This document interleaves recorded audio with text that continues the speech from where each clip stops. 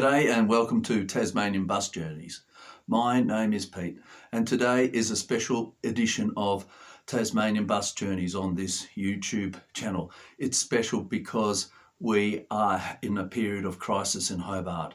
On September the 8th, 200 bus services were deleted from the Hobart Metropolitan Network. These services are operated by Metro Tasmania, who simply don't have enough bus drivers to operate the services.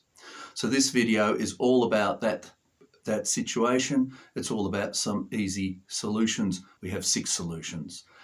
So if you wanted to watch a jolly little YouTube about myself travelling to a Tasmanian country town, looking at a war memorial, a church, or maybe even a brewery, this one is not for you. Turn this YouTube off right now. This is all about solutions to a very, very bad situation in Hobart.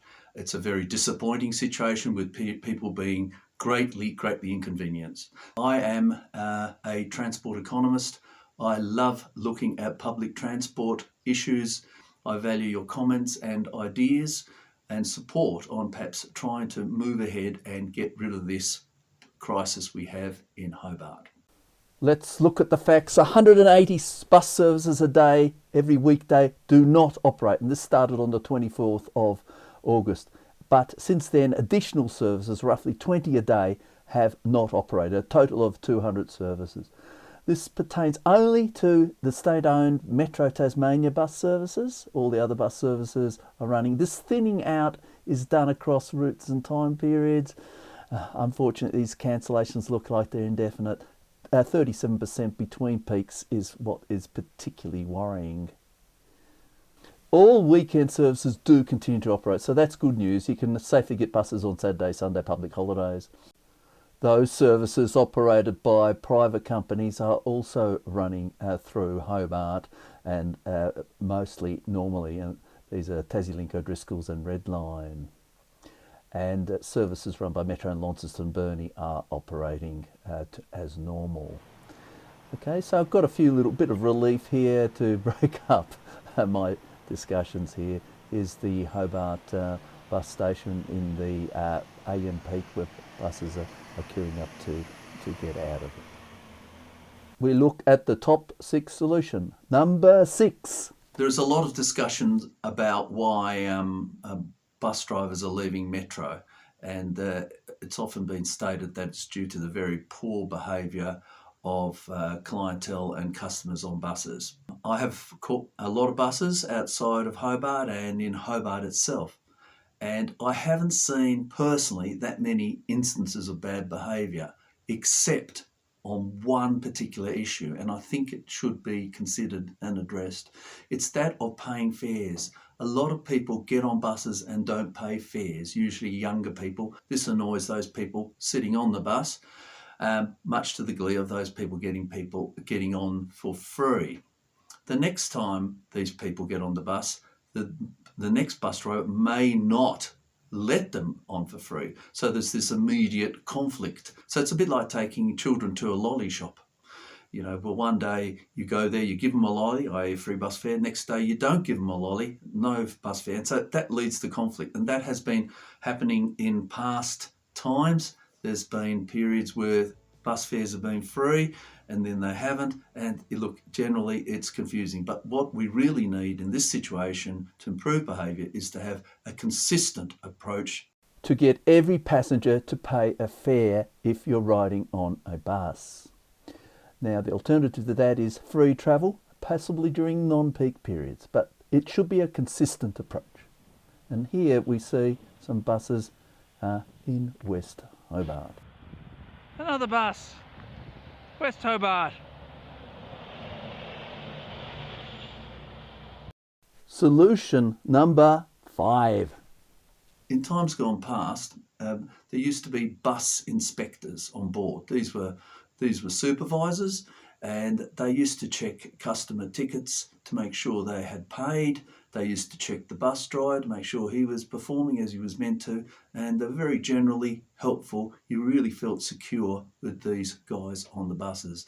Well, the MTT changed to Metro Tasmania, and 20 years ago we had customer service officers, and these are jolly chaps. These are good guys to talk to, and they're very helpful, and they did basically the same function.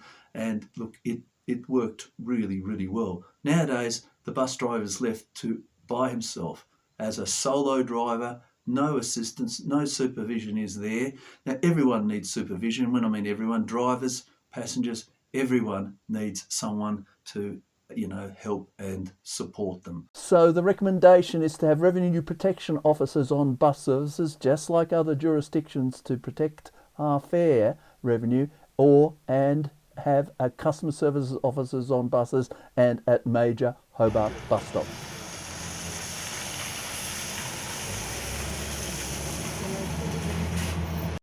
Solution number 4. Just 20 years ago, 38% of drivers in Hobart were female drivers. Yep, 50% in Launceston. Now, looking at the latest annual report, only 17% of Metro employees are women. So that percentage has dropped dramatically. Fair enough, 60% of board members are women. 50% of executive Metro managers are women. Sure, that's great. But the number of rank and file women bus drivers has diminished, and they really do present a real good vibe when women are driving buses. They're helpful, they talk to lots of different passengers, great communication, helpful with younger children. Recently, I was in Alice Springs, and Alice Springs has had its fair share of Youth problems. Recently, there's been a Indigenous liaison force recruited with Indigenous people talking to the Indigenous community in Alice Springs. Now, the vibe and the issues in Alice Springs have dropped dramatically. And I'll present this extreme example. What we really need here in Hobart is where there are groups or enclaves of passengers who are causing problems. Should have drivers who can relate and identify with these groups, perhaps drivers recruited from amongst these type of customers themselves, so they can talk and liaise with them. It's worth a go. I think we need to look at the structures of how people are recruited. So let's have a careful look at the type of workforce that has been targeted and recruited, and with a view to having more female drivers and drivers from those disadvantaged areas. My Tasmanian bus journey YouTubes take me all around the state, but here we see a Sandy Bay Road service 402 and another one now coming into the old Kingston Central stop, which is currently under renovation. Solution number 3. So just thinking about how services delivered, state government in the last 2 years have put on 60 express services going to the southern suburbs, Blackmans Bay, Kingston, Huon, Channel areas, and these are good services. But the trouble is that these services are running as a duplicate service to normal services, so they're sort of running more or less on top of other services. Now, in our current crisis, only a small percentage of these services have been deleted, roughly 5%. Now, this compares to 10% of services in the northern suburbs, and no express services to the Eastern Shore, as far as I can work out, have been deleted.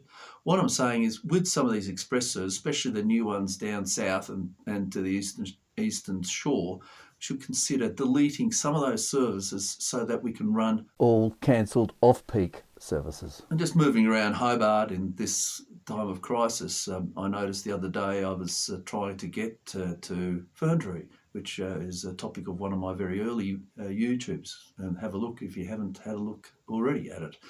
And I had to wait 2 hours for a bus. It was a very long gap. Coming back to where I live, I had to wait 80 minutes for a bus. I mean, it's just not worthwhile.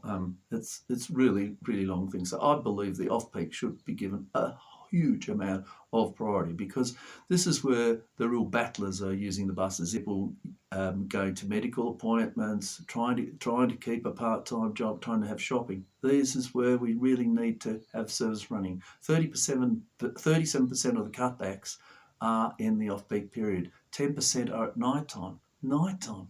Couldn't you believe it? I wouldn't delete any services at night time. Let's consider the social needs of passengers when deleting services. First of all, the express services. Where there's alternatives, delete some of those services. People have choice. Where there's no choice in the off-peak, let's run all those services, especially when there's long gaps between services. And run the same timetable Monday to Friday. Don't vary the timetable on each weekday. It's absolutely crazy. When catching services during the bus cancellation crisis, it's not that difficult in Hobart because people tend to tell each other what's going on. But it is so much harder waiting for buses in the suburbs, and you're just waiting and waiting and the buses don't show up. Solution number 2. All these service cuts pertain to Metro Tasmania, which provide the principal number of metropolitan bus services in Hobart. There are other operators and people around with buses who could perform some of these services, particularly in the off-peak. For example, school bus drivers. Yes, sure, they're busy in the peak and they're driving the school kids, but they are paid to drive 2 hours in the morning and 2 hours in the evening. Between the hours of approximately 9 o'clock and 2:30, they could be driving some of these off-peak services, which are leaving people stranded and are leaving people to wait very long times for bus services. It could be done. They could be paid extra. They could do the same route and service every day. There's no need to delete any off-peak services at all. We have got 3 other operators driving buses through Hobart. These services could pick up more passengers. In Hobart, their drivers could potentially do the odd additional trip, particularly at night time. Already New Norfolk services run by Driscoll's are operating at night time, picking up passengers. I'm hopeful that a few more could be. We need to get rid of these nighttime cancellations. Let's get these private operators to do more and get the school bus drivers to run some non-peak services when they are available. Let's encourage the non-metropolitan services to pick up more passengers and get the private sector at least to perform the evening services, if not the off-peak services. We could also charter more services. I really enjoy catching buses, but when they don't show up on a consistent basis, it's just no fun at all. Solution number 1. So finally, we ask our question, what is a bus company? What is Metro Tasmania? There are 3 key elements to a bus company. That is getting bus drivers, recruiting them and training them. Then the second element is getting those bus drivers out of the depot onto bus routes. The third element, which is sort of part of the second element, is making sure there's buses available, bought and repaired and maintained. So these are sort of really the 3 basic key functions. Network planning is done by the state government. So what have we here in terms of Metro Tasmania? Well, they're obviously struggling to recruit people in a difficult environment, but they are struggling. Number 2, they are struggling to get buses out of the depot. Services are being delivered inconsistently, and there is a lot of holes and gaps in timetable. So another fail. I understand that the bus fleet is in good condition and is being delivered. So there's a tick there. Okay, so what are we looking at in terms of structures? We are looking at Metro Tasmania, which is a government state-owned company. It supplies services to state government. State government contracts with a state government organisation. It is a monopoly dealing with a monopoly. What happens when 2 monopolies get together? Well, they control the market.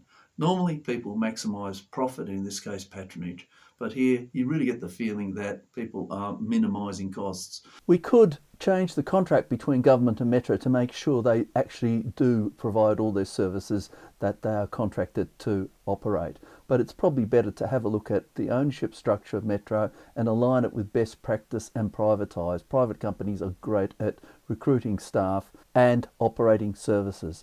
The alternative is to get the state government itself to run a core amount of bus services with support from the private sector. Includes this special edition of Tasmanian Bus Journeys. If you did enjoy this video, please consider subscribing to the channel and liking the video. Thanks a lot. I think that might do.